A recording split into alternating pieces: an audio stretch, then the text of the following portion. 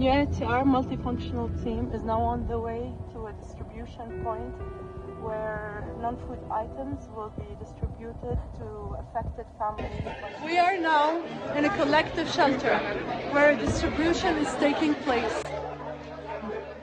Families have been staying here for the past 2 days with no blankets, no mattresses, and no clothes.